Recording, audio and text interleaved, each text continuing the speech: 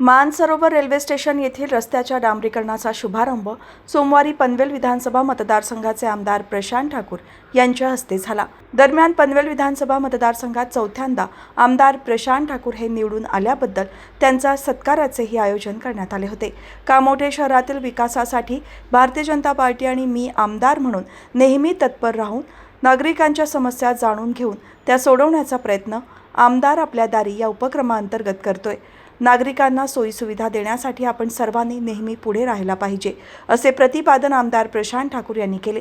या भूमिपूजन सोहळ्याला भाजपचे कामोठे शहराध्यक्ष रवी जोशी, माजी नगरसेवक डॉक्टर अरुण कुमार भगत, समाजसेवक रवी गोवारी, शहराध्यक्ष वनिता पाटील, विद्या तामखेडे, आत्माराम मस्कर, महेंद्र भोपी, सदानंद भोईर, हरिश्चंद्र जोशी, एस.के. भगत, चंद्रकांत कडू, मानाजी पाटील, संदेश भोपी, अरुण शेठ पाटील, दिलीप शेठ गोंधळी, मयूर चिपळेकर, अंकुश शेठ भोईर, मनोहर भोपी, भाऊ भगत, आत्माराम मस्कर, सदानंद भोईर, बाळाराम भोपी, हनुमान जोशी, सुनीता ठाकूर, जयेंद्र जोशी, आशिष भेंडे, विराज भोपी, संदेश भोपी यांच्यासह मान्यवर उपस्थित होते। कालच कामोठ्यामध्ये आपण आमदार आपल्या दारी हा कार्यक्रम घेतला की ज्या माध्यमातून आपल्या परिसरातल्या नागरिकांच्या अडचणी समजून घेणं, त्या समस्या सोडवणं ही आपली जबाबदारी मानून आपण काम करत राहिलं पाहिजे। आणि म्हणूनच आमदार आपल्या दारी सारखा कार्यक्रम आपण आयोजित केला।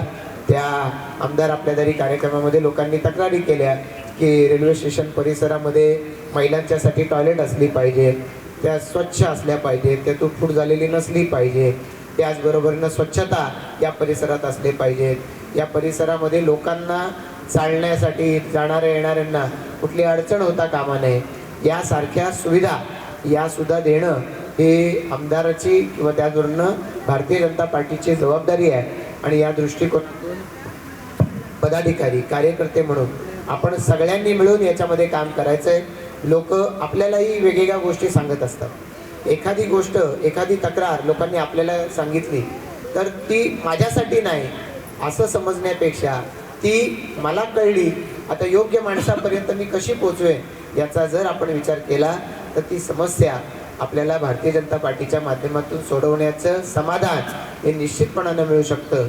आणि याच पद्धतीनं आजवर आपण सगळी मंडळी काम करत राहिलेलो आहे। आणि म्हणून सलग चौथ्यांदा या मतदारसंघामध्ये जनतेनं आपल्या बाजूने कौल दिलेला आहे।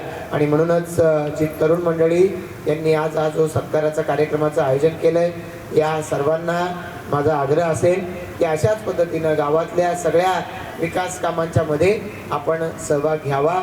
या परिसराच्या विकासासाठी आपण सगळेजण एकत्र येऊया आणि या कामोठ्या शहरामध्ये राहणाऱ्या नागरिकांना चांगल्या पद्धतीच्या सोयीसुविधा मिळत राहतील यासाठी आपण सगळे मिळून काम करत राहू।